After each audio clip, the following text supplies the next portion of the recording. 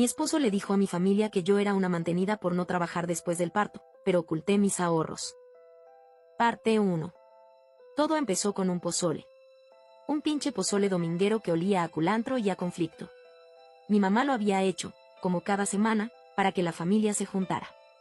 El aire en la sala de mi casa estaba pesado, no solo por el vapor de la olla, sino por la mirada de lástima que mi hermana Claudia me lanzó desde la cocina. Diego, mi esposo, estaba sentado como rey en el sillón, con nuestro hijo de 4 meses, Santiago, dormido sobre su pecho. El cuadro perfecto. El papá entregado, el bebé tranquilo. Una mentira tan grande que me daba ganas de reír o de llorar, no sabía bien. Yo, por supuesto, estaba como una idiota sirviendo más tostadas y cebolla picada a todo el mundo, con la blusa manchada de leche y unas ojeras que me llegaban hasta la barbilla. Llevaba 4 meses sin dormir más de 2 horas seguidas, 4 meses en los que mi mundo se había reducido a pezones agrietados, pañales y un amor tan feroz y agotador por ese pequeño ser que a veces me faltaba el aire. La conversación, como siempre, derivó hacia el trabajo. O hacia mi falta de él. ¿Y tú, Valeria, cuando piensas regresar a la oficina?, preguntó mi cuñado José, con ese tono de falso interés que solo busca marcar territorio. Porque con lo que está la economía, no se puede andar de mantenidos, ¿no? Sentí el pinchazo, pero lo ignoré, sonreí forzadamente. Todavía no, José. La licencia es de 6 meses, y Diego y yo acordamos que yo me quedaría al menos el primer año completo con Santiago. Fue entonces cuando Diego, sin despegar los ojos de la tele donde pasaban un partido de fútbol, soltó la bomba. Con una voz tan casual, tan fría, que al principio no procesé las palabras. Sí, la verdad es que sí es un año perdido, dijo, acariciando la cabeza de Santiago. ¿Pero qué le vamos a hacer? A ella le gusta la vida de mantenida, ¿no? Sin jefes, sin horarios. Yo pongo la lana y ella juega a la mamá moderna. Se hizo un silencio. El tipo de silencio que parece absorber todos los sonidos, hasta el hervor de la olla. Mi papá dejó la cuchara en el plato. Mi mamá se quedó inmóvil junto a la mesa. Claudia me miró con los ojos como platos, una mezcla de horror y de, te lo dije. Yo sentí que el suelo se abría. El calor de la humillación me subió desde el estómago hasta la garganta, quemándome por dentro. Mantenida. La palabra resonó en mi cabeza, venenosa, mezquina. Juega a la mamá moderna. Todo lo que había sido mi vida en los últimos 4 meses, el dolor físico, el agotamiento mental, la entrega absoluta, reducido a un capricho, a una comodidad. Diego, logré decir, pero mi voz sonó como un hilito de aire, débil y quebrada. Él finalmente me miró. No había remordimiento en sus ojos. Solo una especie de desafío cansado, como si hubiera estado conteniendo esa verdad por mucho tiempo y al fin fuera un alivio soltarla delante de una audiencia. ¿Qué, Val? Es la verdad. No produces. Yo soy el que sale todos los días a chingarle para que tú estés aquí tranquila. No es queja, pero es un hecho. Mi papá tosió, incómodo. Bueno, hijo, es un arreglo entre ustedes, la crianza es un trabajo también. Pero la mirada de Diego lo calló. Esa mirada que ahora veo clara, desprecio. Un desprecio profundo por lo que no genera dinero contante y sonante. No dije nada más. Aguanté la mirada de mi familia, la compasión, la vergüenza ajena. Terminé de servir el pozole con manos que no temblaban porque las tenía convertidas en puños, apretadas con furia bajo la mesa. Sonreí, una mueca horrible, y dije que iba al baño. Una vez ahí, con el cerrojo echado, apoyé la frente contra la puerta fría y dejé salir un solo sollozo, seco y rabioso. No lloré más. La rabia era un motor nuevo, incandescente, que quemaba la pena. Mantenida. Yo, que había trabajado desde los 22, que me había partido la madre ascendiendo en esa firma de contabilidad. Yo, que le había dicho a Diego, emocionada, que con mis ahorros podríamos dar la prima para esta casa. Mis ahorros. Ahí estaba el secreto. El gran secreto que llevaba guardando desde que nos casamos, 3 años atrás. Diego siempre manejó las finanzas grandes. Él ganaba más, era lógico, decía. Yo pagaba los servicios y la despensa con mi sueldo. Pero cada mes, religiosamente, transfería una parte, a veces pequeña, a veces considerable, a una cuenta que él no conocía. Una cuenta a mi nombre, en otro banco. Al principio era un fondo de emergencia. Luego, Cuando empezaron sus comentarios sobre lo caro que era mantenernos a mí y a la casa que planeábamos, se convirtió en un acto de rebeldía silenciosa. En mi seguro. Cuando nació Santiago y decidimos, que me quedaría en casa, Diego dijo que no había problema, que él nos mantenía. Y yo asentí. Pero no toqué mis ahorros. Seguí usándolos para pagar cosas extra para el bebé, para mis gastos personales, para sentir que no dependía totalmente de él. Él pensaba que usaba lo que me daba para la casa. Y yo dejé que lo pensara. Miré mi reflejo en el espejo, una mujer con el rostro hinchado, el cabello grasoso, la blusa sucia. La imagen de la mantenida perfecta. Y entonces, por primera vez en meses, una sonrisa real, fría, se dibujó en mis labios. Una sonrisa que no llegaba a los ojos. Abrí el gabinete debajo del lavabo, moví los pañales y los paquetes de toallas femeninas. En el fondo, pegada con cinta adhesiva a la parte trasera del mueble, estaba una libretita azul, barata, de esas que venden en la papelería de la esquina. La abrí. Allí estaban anotados, con mi letra cuidadosa, cada depósito, cada saldo. Una cifra que ya no era insignificante. Una cifra que, de hecho, era casi idéntica a lo que Diego había pagado de la hipoteca en el último año. Respiré hondo. El sonido de la televisión y las voces apagadas de mi familia llegaban desde la sala. Diego habría vuelto a su partido, feliz, habiendo establecido su dominio, habiendo puesto a la mantenida en su lugar delante de mis padres. Cerré la libreta y la apreté contra mi pecho. La humillación pública ya había ocurrido. El golpe estaba dado. Pero ahora yo tenía el peso de ese secreto en las manos, y ya no se sentía como un seguro. Se sentía como un arma. Sígueme para parte 2. Parte 2. Salir del baño fue como volver a un escenario después de que te hubieran abucheado. El aire olía a pozole frío y a tensión disimulada. Diego ni siquiera alzó la vista cuando pasé. Santiago comenzó a lloriquear en sus brazos y él, con un gesto de fastidio, me lo entregó como si fuera un paquete incómodo. Toma, creo que tiene hambre, dijo, y se volvió a la tele. Abrázame, güerito, murmuré contra el suave cabello de mi hijo, encontrando en su olor a talco y leche un punto de ancla para no desmoronarme. Lo llevé al cuarto que usábamos como estudio, ahora convertido en un caos de pañales y ropa de bebé sin lavar. Me senté en la mecedora, le di el pecho y dejé que las lágrimas, por fin, rodaran en silencio. No eran de tristeza ya. Eran de furia pura, concentrada. Cada vez que recordaba su voz diciendo mantenida, el calor de la vergüenza se transformaba en una brasa de indignación. La reunión se disolvió pronto, con un ambiente más pesado que un funeral. Mi mamá me ayudó a limpiar, sus manos arrugadas pasando un trapo sobre la mesa con movimientos lentos. Mija, comenzó a decir, con esa voz suave que usaba para dar noticias malas. Tu papá y yo, podemos ayudarte un poco, si quieres volver a trabajar antes. No es bueno que dependas tanto de Diego. Se le subió el poder a la cabeza, se ve. Esa fue la gota. Que hasta mi madre, de la vieja escuela, que crió a 5 hijos aguantando lo que viniera, diera la humillación y me ofreciera una salida de caridad. No, mamá. Estoy bien. Fue un malentendido, mentí, apretando los dientes. Fue mi hermana Claudia la que, al despedirse en la puerta, me apretó el brazo con fuerza. Val, necesito hablar contigo. Mañana. Ven a mi casa a desayunar. Sin el bebé, sí puedes. Su mirada era seria, urgente. Claudia, la abogada de la familia, la que siempre veía el contrato fino. Asentí sin preguntar. Esa noche, Diego actuó como si nada hubiera pasado. Como si no hubiera dinamitado el poco respeto que me quedaba frente a las personas que me criaron. Se dio una ducha, se puso su pijama y se acostó de espaldas a mí, mirando su teléfono. Yo me quedé despierta horas, con Santiago dormido en su Moisés a mi lado, escuchando los ronquidos de Diego y sintiendo como la rabia se solidificaba en un plan frío y duro en mi estómago. A la mañana siguiente, después de que Diego salió para el trabajo, con un cuídame al niño que sonó a orden patronal, preparé la bolsa de Santiago. Llamé a mi suegra. Doña Elvira, que vivía a 10 minutos y cuyo único pecado era adorar a su hijo ciegamente. Ay, mi reina, ¿vas a salir? Claro que te lo cuido. Trae a mi angelito, dijo, con esa voz dulce que siempre me puso en alerta. Era la misma mujer que, en la cuarentena, me dijo que las mujeres de antes parían en el campo y a la semana estaban trabajando otra vez. Dejé a Santiago con un nudo en la garganta, pero era necesario. Necesitaba estar alerta, y con el agotamiento de la lactancia y los cuidados, mi mente estaba nublada. La casa de Claudia olía a café recién hecho y a pan tostado. Su departamento, ordenado y minimalista, era el opuesto absoluto al caos de mi vida. «Siéntate», dijo, sirviéndome una taza grande. «Primero, dime, ¿cuánto tienes ahorrado?» La pregunta fue tan directa que atraganté con el café.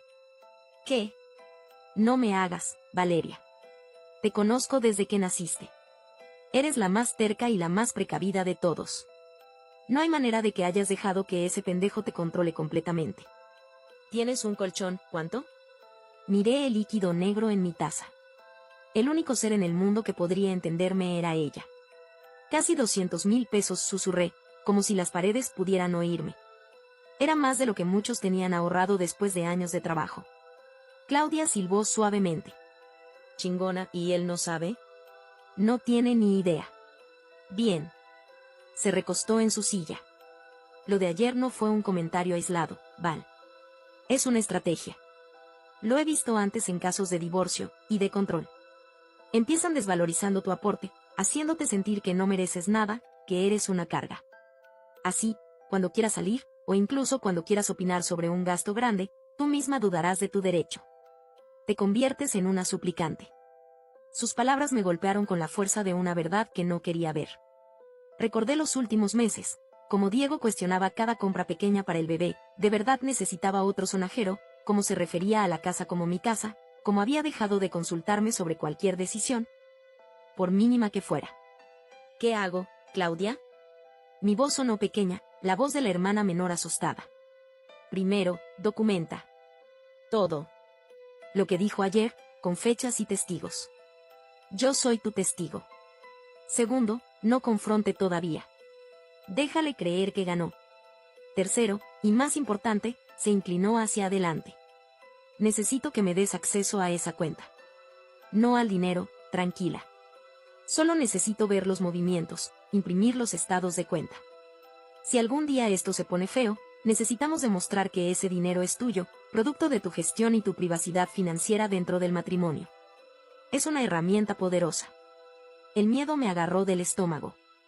«¿Tan feo podría ponerse?» «Hermana», dijo Claudia, y por primera vez vi un brillo de preocupación genuina en sus ojos, más allá de la abogada fría. «Él te llamó mantenida delante de tu familia. Eso no es solo un insulto. Es una declaración de cómo te ve, de cuál es tu lugar en su mundo.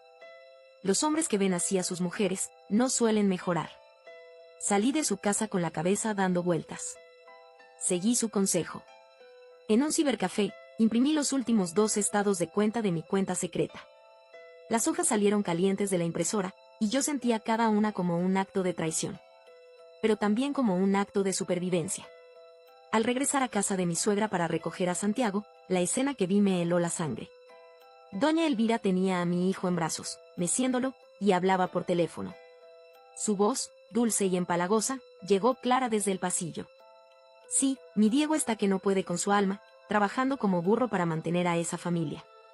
No, ella no hace nada, nomás está en la casa todo el día. Ay, sí, es muy cansado para él, mi pobre niño. Claro que le dije que una mujer debe ayudar, pero ya ves, las jóvenes de ahora son muy cómodas». Me quedé paralizada en la entrada, la mano apretando la manilla de la bolsa de Santiago. No solo era Diego. Era todo un sistema que lo validaba, que alimentaba su narrativa. Mi suegra, con su sonrisa de abuela amorosa, era otra soldado en esta guerra silenciosa. Recogí a mi hijo sin decir casi nada, con una sonrisa tan tensa que me dolió la mandíbula. Doña Elvira me preguntó si me sentía bien, que me veía pálida. «Solo cansada», murmuré. Esa tarde, cuando Diego llegó, traía una bolsa de una tienda de electrónicos. «Me compré unos nuevos audífonos para el gym», anunció, sacando un modelo que reconocí por haber visto el precio en internet la semana pasada. Costaban más de 5,000 pesos. «Con lo que me chingo, me merezco un lujo, ¿no?» Miré los audífonos, luego lo miré a él, sonriente, y luego miré mis propias manos, vacías. Había estado calculando mentalmente cuánto podría vender mi laptop vieja para comprarme un sostén de lactancia que no me destrozara la espalda. Uno bueno costaba 300 pesos. Y entonces, mientras él desempacaba su juguete nuevo con entusiasmo de niño, lo vi. Asomando de la bolsa de la tienda, arrugado en el fondo, estaba un recibo. No era el de los audífonos. Era de un restaurante. Un restaurante caro, de esos con mariscos y vista al mar. Un restaurante para parejas. La fecha era del viernes pasado. El viernes en que dijo haber tenido una cena de trabajo hasta tarde. Había una sola comida, un solo vino. Y el total era para 2 personas. Mi corazón se detuvo.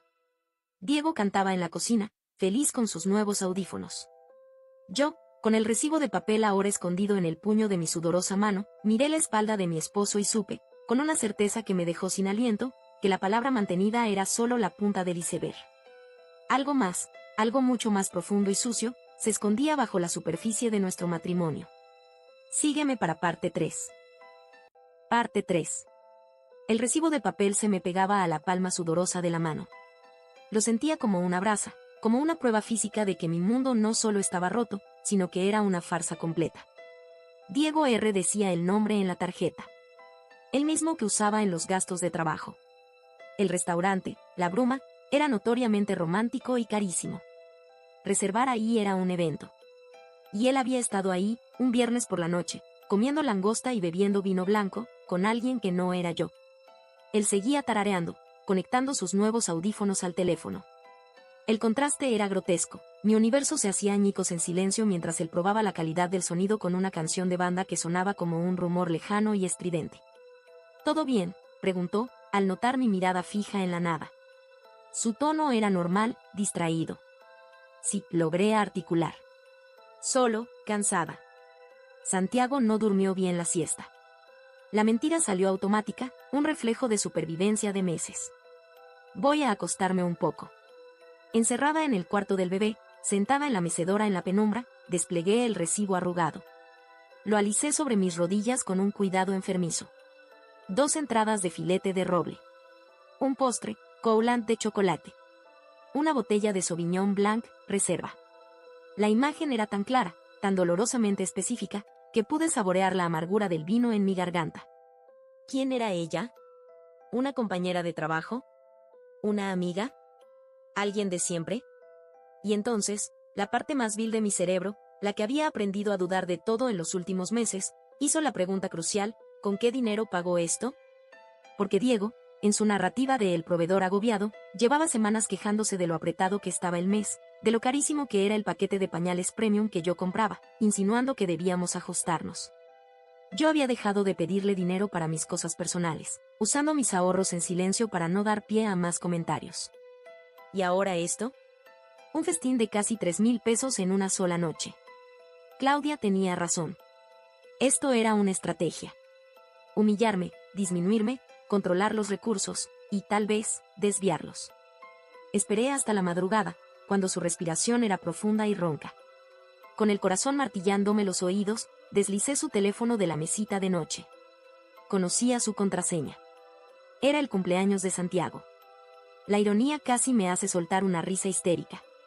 No busqué en sus mensajes primero. Fui directo a la aplicación del banco. Él era descuidado, confiado. Nunca pensaría que yo, la mantenida agotada, tendría la energía o la astucia para espiarlo. Entré. Y el mundo se desmoronó de una manera nueva, más fría y calculada. No había una transacción a la bruma. Pero había una serie de transferencias mensuales, siempre los días 28, a una cuenta que no reconocía. No eran cantidades enormes, 2,000, 3,000 pesos. Pero eran constantes. Y habían empezado hace casi un año. Justo cuando sus comentarios sobre el dinero empezaron a volverse más frecuentes y agrios. Luego, revisé el estado de cuenta de la tarjeta de crédito principal. Ahí estaban los gastos: gasolineras en zonas lejanas a su trabajo, cenas en restaurantes modestos pero seguidos, compras en una tienda de ropa de mujer que yo nunca usaba, y retiros de efectivo. Muchos retiros de efectivo. La matemática era simple y devastadora. El dinero que supuestamente era tan escaso para mantener a su familia, se esfumaba en un estilo de vida paralelo. Yo contaba centavos para la despensa, y él financiaba, ¿qué? ¿A quién? Sentí náuseas. No era solo la infidelidad, que ya la visualizaba en cada plato y cada copa de vino del recibo. Era el robo. La estafa emocional y económica. Él nos estaba poniendo a mí y a Santiago en austeridad forzada, jugando el papel del mártir proveedor, mientras mantenía una doble vida. Guardé el teléfono, temblando. Ya no había lugar para la tristeza. Solo un vacío enorme, lleno de un propósito helado. Al día siguiente, después de que él salió, hice 2 llamadas. La primera, a Claudia. Necesito que me recomiendes a un investigador privado. Bueno y discreto. Claudia guardó silencio por un momento. ¿Qué encontraste? Un rastro de migajas de pan que no llevan a nuestra casa, dije, y le conté lo del recibo y las transferencias. Mierda, respiró ella. Ok. Te paso un contacto. Pero, Val, esto se va a poner muy feo. Necesitas un plan de salida.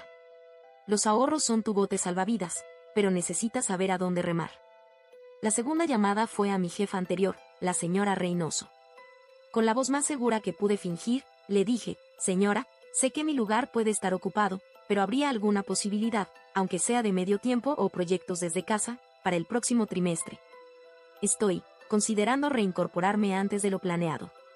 Hubo una pausa. Valeria, tu puesto lo cubrieron. Pero, justo la asistente de mi nueva socia está embarazada y saldrá en 2 meses. El trabajo es pesado, y el pago no es como el que tenías. Pero es una entrada. Si de verdad lo necesitas. Lo necesito, dije, y la certeza en mi voz me sorprendió incluso a mí. Guárdemelo, por favor. Colgué y me apoyé contra la pared de la cocina. Por primera vez en meses, veía un horizonte más allá de la rutina de cuidados y humillaciones. Era un horizonte gris y lleno de batallas, pero era mío. Esa noche, Diego llegó de mal humor. El pinche tráfico estuvo infernal, refunfuñó, tirando la mochila al sofá. Se acercó a mí, que cargaba a Santiago, y en lugar de un saludo, su mirada fue crítica. Otra vez con esa bata, Val. Parece señora de 50, ¿no tienes algo más presentable? La gota que colmó el vaso no fue el insulto. Fue el olor. Un tenue, pero inconfundible aroma a perfume floral y dulce, muy distinto al mío, que emanaba de su cuello de la camisa. Miré a mi hijo, que dormía confiado en mis brazos. Miré a este hombre que había prometido amarnos y cuidarnos. Y tomé la decisión más crucial de mi vida hasta ese momento. Ya no se trataba de descubrir la verdad para confrontarlo y salvar nuestro matrimonio. Esa esperanza murió con el olor a perfume ajeno. Se trataba de descubrir la verdad para usarla. Para proteger a mi hijo y lo poco que me quedaba. Para planificar mi salida no como una víctima, sino como una estratega. Ya no era la esposa dolida. Era la enemiga informada. Sonreí, la sonrisa vacía y obediente que él esperaba. Tienes razón, cariño. Mañana me pongo algo mejor. Él asintió, satisfecho, y fue a ducharse. Yo me quedé allí, acunando a mi hijo, sabiendo que acababa de cruzar un umbral. La mujer ingenua que creyó en hasta que la muerte los separe se había quedado atrás, en el polvo de la cocina y los pañales sucios. La que quedaba tenía una libreta azul con números poderosos, el nombre de un investigador en el teléfono, y un corazón convertido en acero. La partida había comenzado. Y Diego, jugando solo contra sí mismo, ni siquiera sabía que ya había perdido su primer movimiento. Sígueme para parte 4.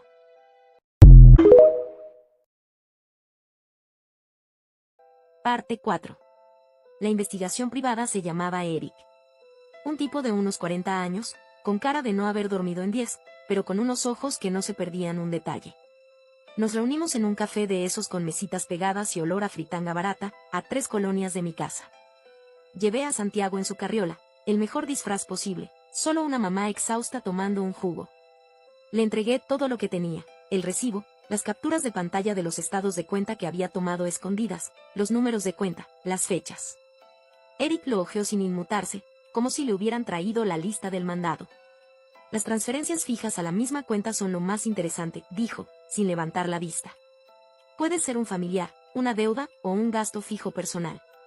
Lo de los restaurantes y las gasolineras en Santa Fe cuadra con un patrón clásico. Trabaja por aquí, ¿verdad? Asentí. Entonces esas salidas son adrede, lejos de su radio usual. Es premeditado. La palabra cayó como una losa, premeditado. No era un desliz, un momento de debilidad. Era una vida construida con cuidado, ladrillo a ladrillo de mentiras, mientras yo estaba hundida en la niebla de la maternidad. Puede averiguar a quién pertenece esa cuenta, Pregunté, tratando de que mi voz no sonara temblorosa. Sí. Pero es lo más delicado. Y lo más caro. Eric me miró por primera vez directamente. Señora, antes de seguir, necesito que esté segura. Porque una vez que jale de este hilo, no hay vuelta atrás. Las cosas se van a poner feas en casa, aunque usted no diga nada todavía. La energía cambia. La gente siente cuando la están vigilando. Ya están feas, susurré, mirando a Santiago, que chupaba su chupón dormido. Necesito saber. Para mí. Eric asintió. En una semana, máximo 2, le tengo algo. Esas 2 semanas fueron un ejercicio de actuación que merecía un Oscar. Sonreía cuando Diego contaba sus juntas tardías. Asentía cuando se quejaba del dinero. Incluso una noche, cuando intentó tocarme con esa familiaridad conyugal que ahora me repugnaba, puse la excusa del cansancio con una dulzura que me sabía a vinagre. No podía dejar que sospechara. Tenía que ser la misma mantenida dócil y agotada. Mientras tanto, empecé a mover mis propias piezas en silencio. Con el pretexto de sacar a Santiago a tomar el sol, visitaba departamentos en renta lejos de nuestra colonia.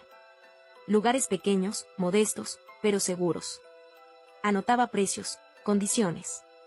Cada vez que veía uno viable, mi corazón latía con una mezcla de pánico y esperanza.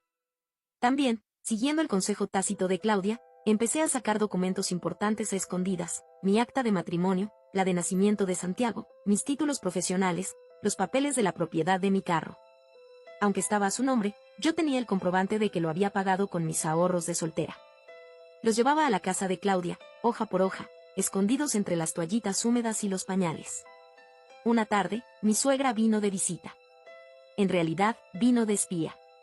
Diego me dice que andas muy ausente, hija, dijo, tomando un café en mi cocina, con esa sonrisa que no llegaba a los ojos. ¿Qué casi no platicas? ¿No estarás deprimida? A mi sobrina le dio una de esas depresiones posparto y se volvió medio rara. Hasta le daban ganas de abandonar a su familia, ¿te imaginas? El mensaje era claro, me estaban diagnosticando, preparando el terreno para desacreditarme. Si yo estallaba, si pedía el divorcio, ya tenían la excusa, está loca, es la depresión. No, que va, suegra, dije, sirviéndole más pan dulce. Es solo el cansancio. Diego trabaja tanto que trato de no molestarlo con mis cosas. La frase, servil y falsa, me hizo sentir asco de mí misma, pero ella la tragó completa. Ah, bueno. Es que los hombres, con la presión que tienen, necesitan paz en su casa. Un refugio. Un refugio. Sí. Su refugio era mi prisión. La llamada de Eric llegó un martes por la mañana. Diego llevaba media hora fuera de casa. Tengo la información, ¿puede venir hoy? El mismo café, el mismo olor a aceite. Eric tenía una carpeta manila sobre la mesa.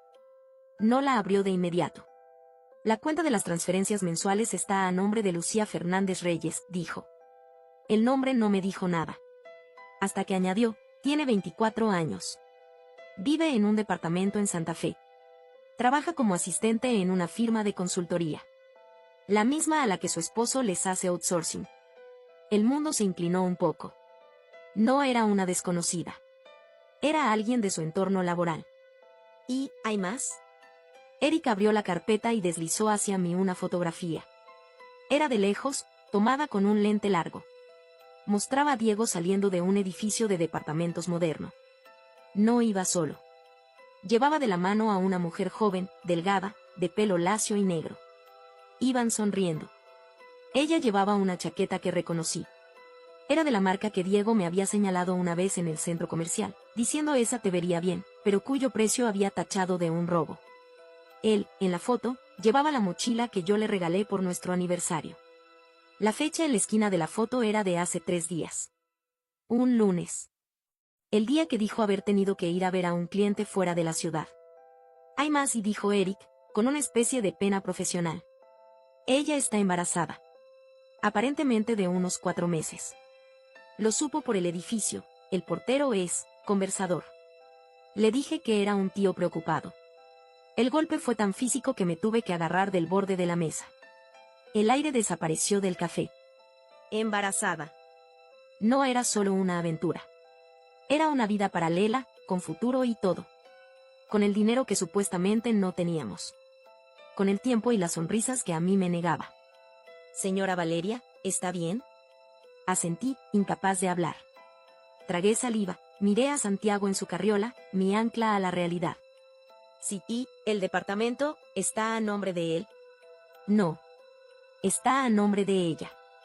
Pero hay recibos de mantenimiento y de una hipoteca que concuerdan con las transferencias de su esposo.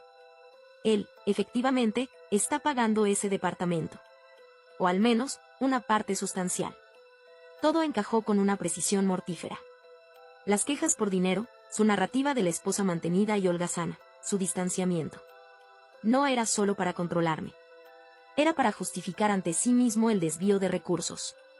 Para mantener a su nueva familia. Yo era la amante ahora, la intrusa en su vida real, la carga que sostenía por obligación mientras construía su futuro con otra. Necesito todas las pruebas, dije, con una voz que no reconocía como mía. Era plana, metálica. Fotos, documentos, todo lo que pueda. Se lo mandaré en un USB a un correo seguro que me dio su hermana, dijo Eric. Y, por lo que vale, lamento mucho esto. Salí del café y caminé sin rumbo, empujando la carriola bajo un sol indiferente. No lloré. Sentía un vacío tan enorme y frío que parecía haber absorbido todas mis emociones. Pasé frente a una juguería, frente a una papelería, frente a una iglesia. La vida normal de la gente seguía, ajena al terremoto que acababa de destruir mi mundo. Llegué a un pequeño parque. Me senté en una banca y saqué a Santiago de la carriola para abrazarlo. Lo apreté contra mí, respirando su olor a bebé. Él era lo único real, lo único puro en todo este fango. Mi hijo. Mi responsabilidad. Un plan comenzó a formarse en mi mente, no desde la rabia, sino desde ese lugar frío y desolado. Ya no era suficiente con irme. Ya no era suficiente con exponerlo. Él había construido una jaula de mentiras y desprecio a mi alrededor. Había usado el estatus de proveedor como un arma para humillarme y, al mismo tiempo, como un escudo para encubrir su doble vida. Y entonces lo vi claro, si yo simplemente me iba con mis ahorros, él ganaba. Se quedaba con la casa, a su nombre, con su narrativa de el buen hombre abandonado por la esposa inestable y mantenida, y con su nueva familia lista para ocupar mi lugar. Mi suegra y el que dirán coronarían su versión. No. No podía ser. Tenía que derribar su fachada. Tenía que mostrarle a todo su mundo, a su familia, a sus amigos, a sus compañeros de trabajo, quién era realmente. Tenía que hacer que la palabra mantenida le explotara en la cara. Esa noche, Diego llegó temprano. Parecía inusualmente contento. Hoy cerré un buen negocio, anunció, sacando 2 cervezas artesanales caras de la refrigeradora. Merecemos celebrar. ¿Celebrar? ¿Con qué? ¿Con el dinero que le sobraba después de pagar la hipoteca de su amante y preparar la llegada de su otro hijo? Qué bien, cariño, dije, con la sonrisa pegada a los labios. Tomé la cerveza que me ofrecía. El lúpulo me supo a hiel. Sí, las cosas van a mejorar, dijo, dándome un golpecito en la mejilla, un gesto condescendiente. Ya verás. Solo ten un poco de paciencia y no me presiones con gastos. Paciencia. Mientras tu otra familia crece a todo dar. Claro, Diego, murmuré. Toda la paciencia del mundo. Él se fue a ver la tele, satisfecho. Yo me quedé en la cocina, apretando la botella de cerveza tan fuerte que los nudillos se me pusieron blancos. Miré a través de la puerta semiabierta, viendo su espalda relajada contra el sillón. Él creía que tenía el control total. Creía que yo era una tonta útil, una incubadora que ya cumplió su función y ahora era un mueble más al que mantener. No sabía que yo ya no era la Valeria que él había humillado hace semanas. No sabía que tenía un USB lleno de su traición escondido en el forro de la carriola de Santiago. No sabía que mis ahorros ya no eran solo un seguro, sino el financiamiento para mi guerra. Y sobre todo, no sabía que acababa de tomar la decisión más peligrosa de todas. No me iba a ir en silencio. Iba a prenderle fuego a su perfecto mundo de mentiras, y iba a hacerlo delante de todos. Parte final. La reunión familiar fue mi elección. No un ataque sorpresa en su trabajo, que habría sido más ruin, sino el mismo escenario donde él me había desnudado y humillado, el comedor de mi casa, un domingo, con el olor a comida casera flotando en el aire. Mi mamá había insistido en hacer las cosas como si nada, para arreglar el ambiente. Ella, mi papá, Claudia y su esposo, y mi suegra doña Elvira, que vino de apoyo a mi hijo. Diego estaba eufórico, jugando al anfitrión generoso, sirviendo vino a todos.